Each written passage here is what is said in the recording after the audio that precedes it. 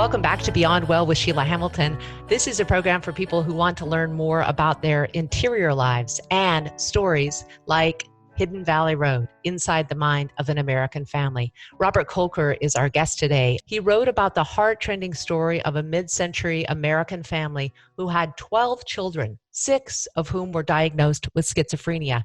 And they became science's greatest hope in the quest to understand the disease schizophrenia. Don and Mimi Galvin were living the American dream. After World War II, Don's work with the Air Force brought them to Colorado, where their 12 children perfectly spanned the baby boom, the oldest born in 1945, the youngest in 65. And in those years, there was an established script for a family like the Galvins: hard work, mobility, domestic harmony. But behind the scenes, a different story: psychological breakdown, shocking violence, hidden abuse, and by the mid-1970s, 6 of the 10 Galvin boys, one after another, were diagnosed as schizophrenic. How could all of this happen to one family? We had the incredible chance of sitting down for a kitchen coffee table talk with Robert Kolker. I'm a little bit godsmacked today to be speaking with Robert Kolker, not only because of his immense talent as a journalist, but his willingness to go into topics that I care so deeply about. He, of course, is the best-selling author of Lost Girls, which has been made into a phenomenal TV series. Congratulations on that, Robert. And also Inside the Mind of an American Family, now a 2020 Oprah pick, and of course, a New York Times bestseller. Robert, I'm so happy to see you today. Thanks for joining me. Thanks. I'm really, really pleased to be talking to you. When I first wrote my book on mental health, my publisher said, I love the book, but nobody is going to read it because nobody likes stories about mental illness. And I was flummoxed to see the response to your book. Robert, did you expect it at all? Certainly it's connecting in a way I never would have expected. I did work hard to try and make sure that it worked as a family story independent of mental illness, even though it quite obviously is a book about mental illness. There's a lot of mental illness in the family. I was hoping that anyone could read it, and even if mental illness isn't in their family, they'd be able to connect with it in some way and relate to it. It's really about overcoming hardships and moving through some of the worst things that can happen in life and finding hope on the other side. And so I wanted it to translate, but I had no idea that it really would get as big as it did. I mean, the moment when an author hears from Oprah Winfrey, it is probably so surrealistic. I want to hear what you said to her when she said, hey, this is Oprah.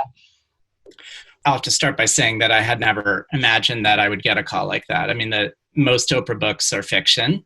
So it's not like I even, worked each day writing it thinking maybe Oprah will notice. It just wasn't even in the cards. So, but then one day, sitting at home worrying about the pandemic like everyone else. It's March and the city is shutting down. I'm wondering if anyone's going to be selling books even, in the month to come. And my phone rings and it's from a no caller ID. And so I don't bother picking it up and nobody leaves a voicemail.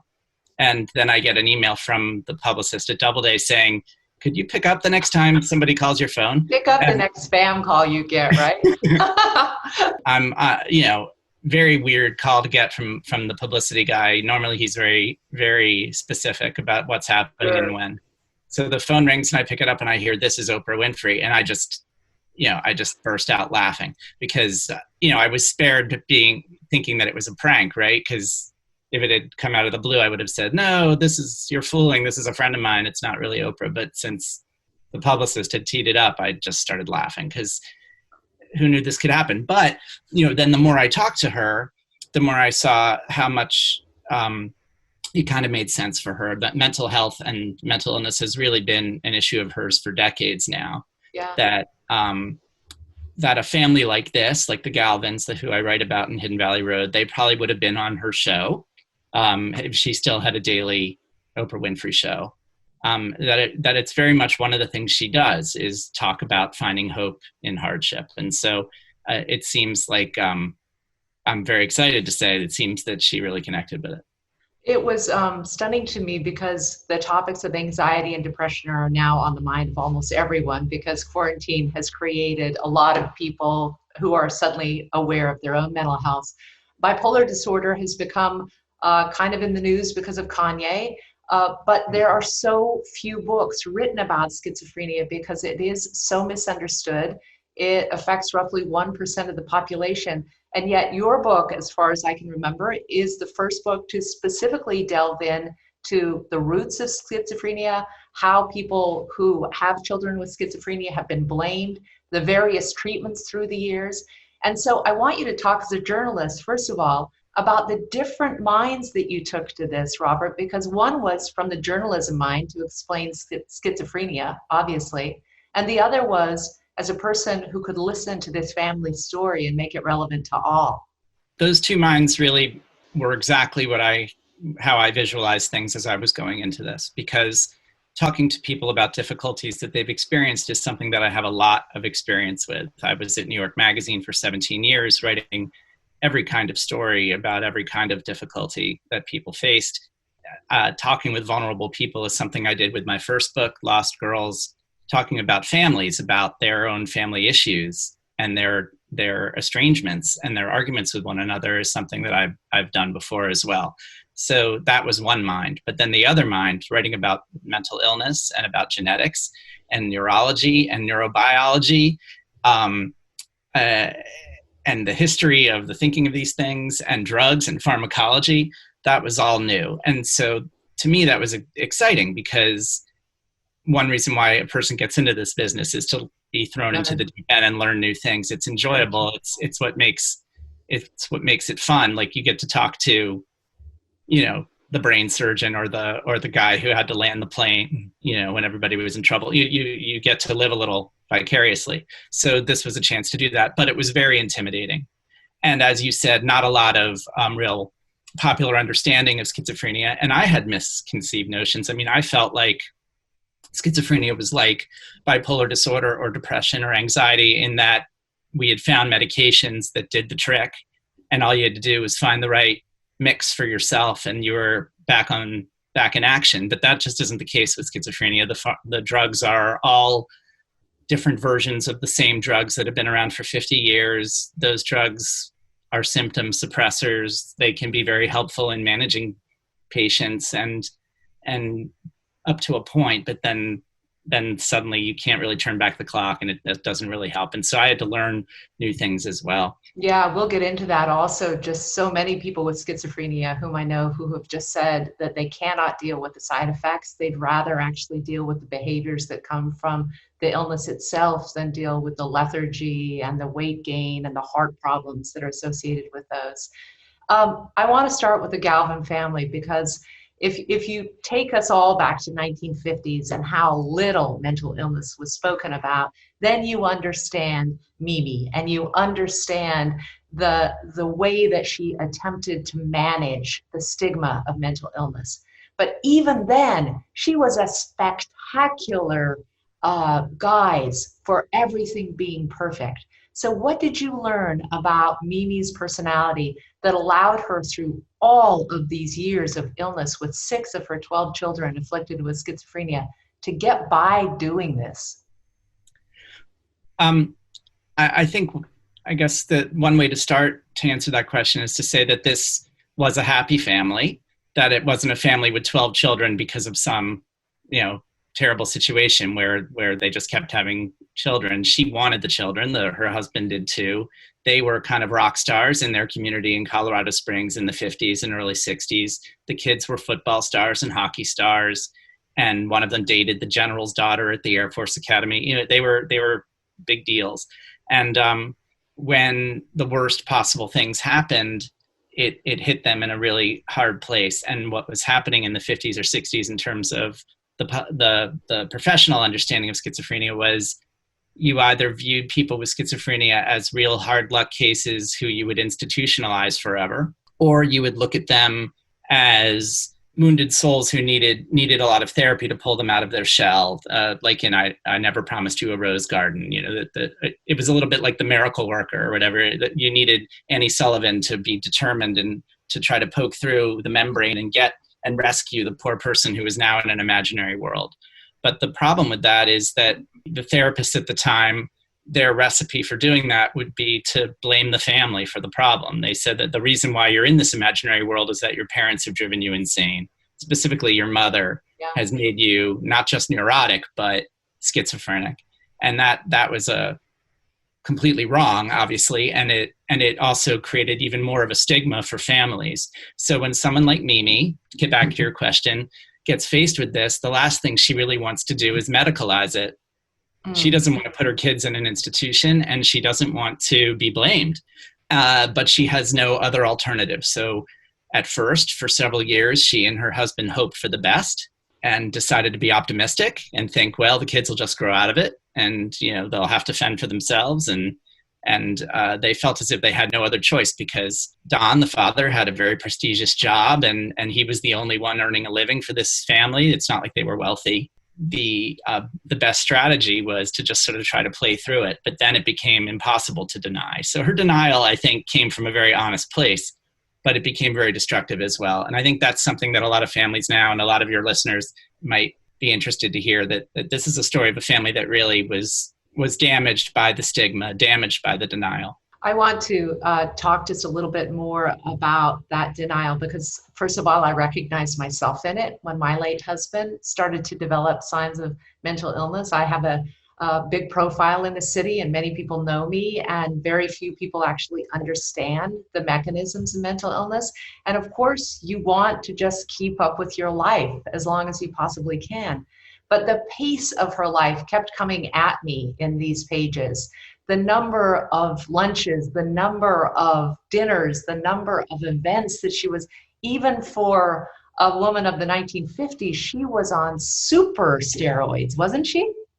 Yes, and through all of it, as fitting the times, she was adjacent to her husband, because it was her husband who had the social connections and the interesting job. He was a counselor to governors in the American West, and they would fly to places like Aspen or Santa Fe or Salt Lake City and go to cultural events and talk with dignitaries. But at the same time, she kind of knew that it could all disappear in a minute. That if suddenly they were a family dealing with a horrible mental illness, then really how well could her husband actually thrive in that environment? So it became a big secret. The behavioral aspects of mental illness are so humiliating to families. It is, the person who runs through the fire at the college party, the person who takes their underwear off and walks down the street, the person who runs for president and picks a pastor as his vice president. And they're heartbreaking to me to read. But I can imagine that there was a part of you in reading how much violence there was in this family, how much abuse there was of the healthy members of the family, that even you must have been overwhelmed by what it must have been like to be in that household. Yes, I mean, I do. You said something before about the era we're now in and how we're all going through something difficult. There is a way to kind of read this book as, here's a story of a family that went through every imaginable difficulty. There is sexual abuse. There is a murder-suicide. There's clergy abuse. There is spousal abuse. And then, of course, there's violence among the siblings, the brothers battling one another, and the police being called on countless occasions to the house on Hidden Valley Road to try to break things up. There's the revolving door of homelessness to jail, to the state hospital, back to homelessness again. It just keeps going. That's something that I'm sure people are familiar with in other stories. There's kind of everything there. And in the beginning, I was gobsmacked, to say, use the word you use. I mean, I thought, like, well, what is this story really about? But the two sisters in the family, who are the youngest of the 12 children and the only girls, they were the first to talk to me, and they had a lot of hope in their voices. They were talking to me because they believed that their family has something to offer, not just a story of denial, but a story of survival, a story of science, because they were studied by researchers who really thought that such a large family might have some clues into our understanding of the illness. And there are some breakthroughs that you can credit to the Galvin family. So that offers hope as well. I've heard you make such a wonderful observation, which was each of these girls who were horribly neglected and abused by one of the older brothers could have turned 18 and moved to other cities and sent Christmas cards. Why didn't they? Right. That was the second big question of the book. The first to me was, how does all this happen to just one family? And that's a science question as well as a larger question. And then the other question is, how does that family remain a family? Why didn't they just all shake hands and go their separate ways? There just seemed to be too much tragedy to stomach. And yet you see time and time again, siblings in the family, the children in the family, revisiting the stories of their childhood with new perspectives, finding a way to resolve themselves to interacting with their family on their own terms, and in many cases turning and helping the brothers who need them the most, even though they might have been victimized by some of those same brothers. And to me, it's remarkable and inspiring.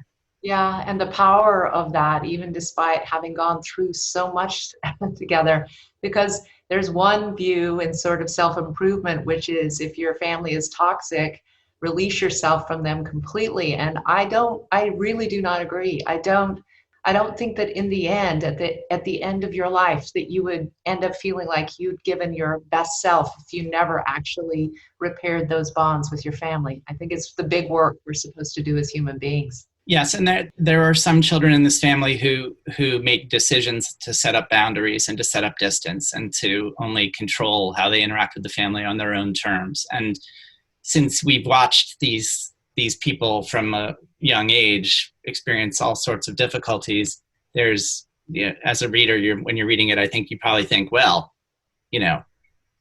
perhaps I might do the same thing. But then you see how every decision has a toll it takes on you. Like the child who decides, I'll never talk to my family again, then suddenly everyone else feels rejected by them and they feel rejected by the family, and it just engenders more ill will. And by the same token, a child who says, I'm going to take care of everyone and I'm going to go back to the family, that person runs themselves ragged and is strung out and might actually pass down a lot of anxiety to their children. Everything costs something. Every decision has an effect. Before we talk about the science and the incredible contribution that this family has given to the understanding of schizophrenia, I always believed that journalists, in their best effort to just be completely objective, probably keep a few of their observations about, I wonder if this would have changed, or I wonder if she'd done this might have turned out a little bit better for the family. Was there any of those insights on your own that you kept private, that you didn't put in the book because they were actually just your opinion? I think that 9 times out of 10, particularly with a longer thing like a book, you have enough room to give everybody's rationale and everybody's point of view so that you can really allow readers to make their own decisions. And so my reflex is not to weigh in. But there is that 1 time out of 10 where something's up and there are conflicting points of view, and you kind of have to play the referee and step in. And I think the best thing to do in that situation is to be explicit with readers. You can actually say something like, now here there are 2 different versions of what happened that night. Seems, this person says that person says this. It seems kind of more likely that the one is the case than the other. And then you step back and you go back to your regularly scheduled strategy. And so you're like a very benevolent referee in some way. I mean, the other way to do it is to be an advocacy journalist, a crusading journalist, and that is not my personal approach, but people do it. Like another person writing about the same family might have said, who will speak up for this family? I'm going to take up their cause and I'm on their side against injustice. And then suddenly everything gets framed slightly differently. I guess I come from a different tradition in magazine journalism where you're slightly more omniscient and less opinionated that way. So on the science side, this entire family gave you the benefit of being able to look at their medical records. They allowed you to interview each and every one of the remaining family members. You did long interviews with each of the individuals, of those, especially of the boys with schizophrenia. Which of those did you find to be such a compelling human being? I say that because so many people that I speak to with schizophrenia almost border on genius, and they are going along a path that sounds like poetry and inspired dictates from above, and then they just lose the kind of mind garbage that we're all familiar with. Was there any of the boys that still had that quality to you? The 2 of the brothers who have delusions, who believe that they're descended from an octopus or whatnot, what surprised me as a layman was their delusions are very consistent. So I would have a long conversation with Donald, the oldest son, and he would talk about being descended from an octopus and how he actually was born to a different family named the Galvins 10 years earlier than what's on his birth certificate. And that family was in Ireland. And then he got sent here. And so his parents aren't really his parents. And by the way, he also is a fish, stuff like that. And then the next day I would turn to one of the siblings and say, Donald told me all this. And they'd say, oh yeah, he's been saying those exact same things for 30 years, and so wow, they don't change. Yeah. So he's occupying a very particular space and vantage point. Also, he's charming. Like I'm coming into it late when he's not young and volatile. And I guess the stereotype is that people mellow, particularly with medication, if they had schizophrenia, if they're diagnosed with schizophrenia. But, you can see that he loves his family. He enjoys being around them. He's very introverted. He's not sitting if you take him to a restaurant and he'll sit there very quietly throughout the entire meal and maybe answer questions that are asked of him, but at no point will he stand up and start holding forth about the octopus or whatever. Yeah, but right. He's just quiet and he knows everybody. Like, he knows chapter and verse, like who's married to whom and whose kids are where and where they're living. So he's engaged in both worlds at the same time, which is really something. I should say, I knew nothing about severely mentally ill people like these guys before meeting them. And one real worry I had at the very beginning was, how do I keep this book from being a monster movie? Like, I don't want it to be, and then the fourth son went crazy, and then the fifth son went crazy. I didn't want to do that.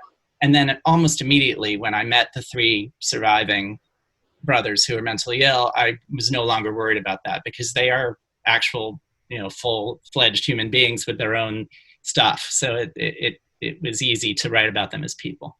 Remind me, was it Nick, who was the one son who decided not to get treatment, who didn't go through the medical procedures that the rest of his brothers did?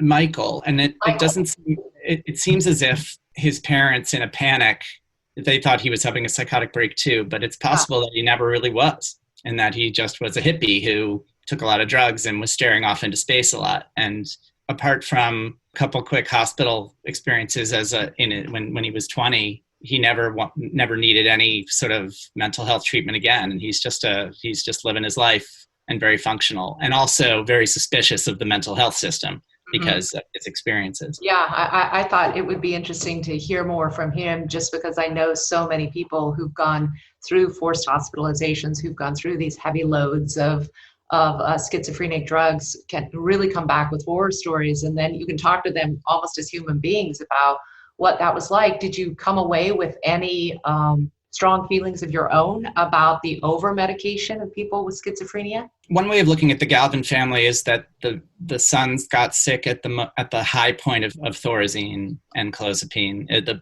diagnosing meds for this illness was never more popular than it was in the late 60s and early 70s.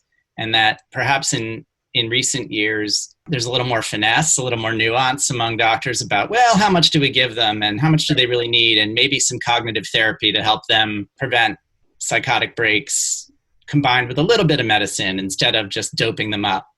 Yeah. So you see the damage. And of course, we know there are studies now that suggest that long-term, it's possible that the meds don't have much effect at all, that people who have been unmedicated their whole lives have the same number of relapses or psychotic breaks as the people who are medicated. So that's troubling. And then there are physical side effects. In the worst cases, early death as a result of these drugs, where it's not just weight gain, it wears down your system, it's heart trouble, it's neuroleptic malignant syndrome that can really, in the cases of two of these brothers, probably contributed to their deaths. So it's a real mixed bag, the medication, but I want to be careful in talking about it because I don't want to be entirely against it, because there are some people whose lives have been changed tremendously. I'm thinking a little bit about, you mentioned a person who's brilliant and talented and has trouble with the medication. I think about Ellen Sachs, who has that brilliant memoir, The Center Cannot Hold. She's this brilliant legal mind who had severe acute schizophrenia, and for many, many years she was avoiding the meds for all of those reasons because she thought it would be worse. And then finally, when she turned the corner and said, I'm going to try it, it settled so many of her problems and so many of her issues. She was able to sit down and write her memoir, help other people. So there are cases where the meds help. I want to ask about all of the boys, it seemed, had most of their psychotic breaks between 18 and 23. And that is like in the developmental stage of schizophrenia, kind of the time frame. And I go to these conferences and I will sit next to a woman whose son had bipolar disorder or a son who was schizophrenia. And to the nail, it is when they went off to college, perhaps they were experimenting with drugs under a tremendous amount of stress and not sleeping. I mean, I have heard the story so many times, Robert, that it's almost like, oh, wow. And now in your book, I hear it 6 times over, all in that same age frame, all experimenting with illicit drugs, and all under a kind of pressure that their brains probably were not set up for. So do you think that those things contribute to the onset of schizophrenia? Very possible. And hindsight's 2020, but one brother looks toward head injuries he had, and he blames what's happened to him on head injuries. And then it's easy to look at all of the brothers and see cataclysmic traumas that they experienced right before their first psychotic break. So Peter, the youngest, he's the one who's off the schedule. He was 14, I think, a little early. He witnessed his father have a stroke and collapse right, just a few feet in front of him. Others had, one had his wife leave him, another one had a breakup with a girlfriend, another one got fired from a job. These are all, they all feel like triggering events. And it's tricky, right? Because you could argue that that means that perhaps it really is a therapeutic problem, not a medical problem. Maybe this is the old-fashioned understanding of mental illness where you don't need a pill. Maybe they just needed good therapy. But I don't think that's the case. And as the book goes into great detail, there's this sense that schizophrenia is a developmental disorder, that you might be genetically predisposed to be vulnerable to developing the disease, but that some people with the vulnerability never actually manifest the symptoms and others do. And the difference is the trauma, whether it's drug use or a girlfriend breaking up with you or a head injury. I keep coming back to head injuries because I keep hearing from doctors when they're asked the question, if there's a lot of schizophrenia in your family, what do you do with your kids? And the first answer always seems to be make sure they wear helmets when they're playing sports. I want to ask about, because once the Galvin family went in and decided that they were going to all be tested, there was one genetic frame that showed up. It was a similarity in every child who had schizophrenia. What does that mean for science, and how does it actually help with the understanding of what schizophrenia is and how it develops? Well, there was a period after the human genome was sequenced in maybe 15 years ago or 17 years ago where everyone thought that this was going to be the end of illness as we know it, that all you'd have to do is stack up everybody with diabetes and look at their genome and then stack it up against the genome of so-called normal people and see what the differences are. And you'd find the smoking gun gene, and then you'd find a drug to medicate it, and you'd be done by dinner time. Like, it was thought that it would be a miracle. But it turns out that with complicated conditions like schizophrenia, which is just a syndrome, a collection of symptoms anyway, it's not a disease or a virus like COVID-19. It's more of an idea than anything else. There is no one smoking gun gene. So they keep finding more and more genes that are players. And each time they find a new gene, it turns out each of those genes is playing a smaller and smaller role in what's happening with schizophrenia. So there are more than 100 genes that might have something to do with it. But that makes families like the Galvins even more interesting, because if you can study them and find something that they all share, then it can point the way to exactly what genetic function that gene is serving, what that mutation is doing to their brains, how it affects brain function. And it has the effect of sort of shining a light on where the problem is. Whereas before you were just traveling in the dark, now you have a flashlight. So the flashlight, in the case of the Galvins, is a gene called SHANK2, and it has to do with brain function. It has to do with it's a special messenger or communication cell, which kind of gets into the whole, it fits nicely with the idea of schizophrenia being a sensory processing problem, which a lot of people believe it is. The movie A Beautiful Mind and the book Beautiful Mind, they do a good job of talking about schizophrenia as a sensory overload kind of issue. Yeah. And so it's possible that what people can learn from the Galvins is not that everyone has this SHANK2 issue out there, but that what the SHANK2 is doing is something you should be looking at elsewhere.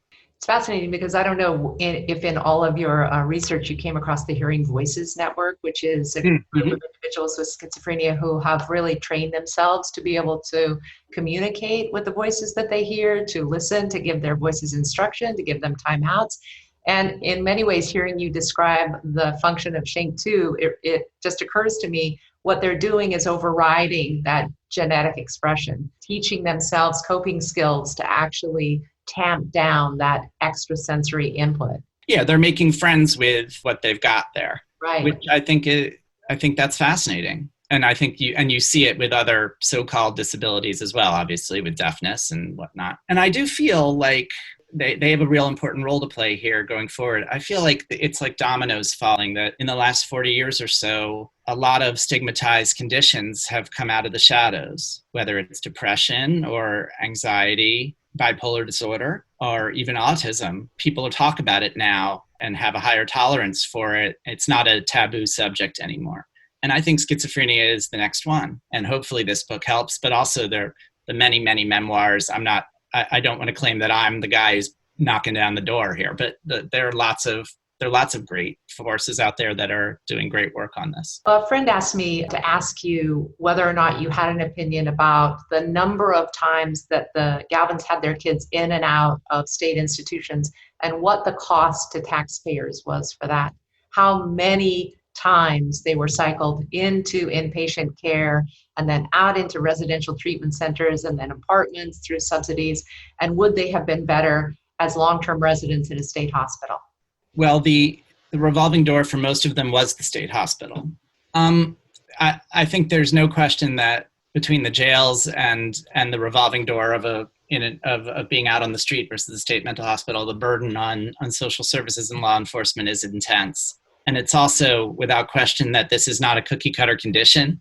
So there could be a community mental health center, let's say right in Colorado Springs, with really caring, really dedicated people who have an approach that really helps with Matthew, but that is no good at helping with Peter. And so think of the money and resources that you're throwing at this problem if everybody has a different solution. It's really hard. And I guess it would be technically more cost effective if we just had a hospital that took them in and never let them leave. But I think there are other problems with that we face, particularly with people who are misdiagnosed and then suddenly battling to get out.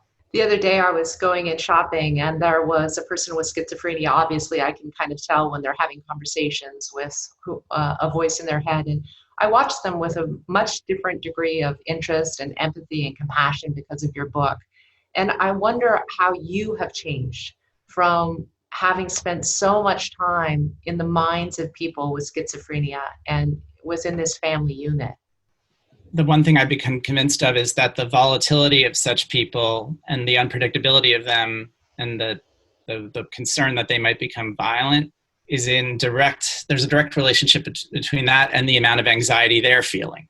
If they're becoming a stranger to themselves, if they're going through impulses like running through a bonfire that they don't understand, it's probably freaking them out and they're worried. And so that means that they might be more inclined to get into a fight with someone, more inclined to become violent because they're suddenly their fight or flight instincts are up. They're defending themselves against an unseen force that they don't understand.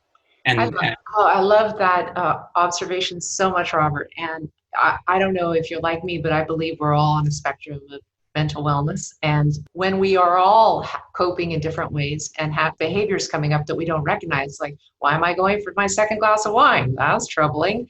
Now imagine if you couldn't control that, if you actually didn't have the processing center to be able to help yourself back off, think really realistically about what your other options were and prevent yourself from just running into the fire. Think about that.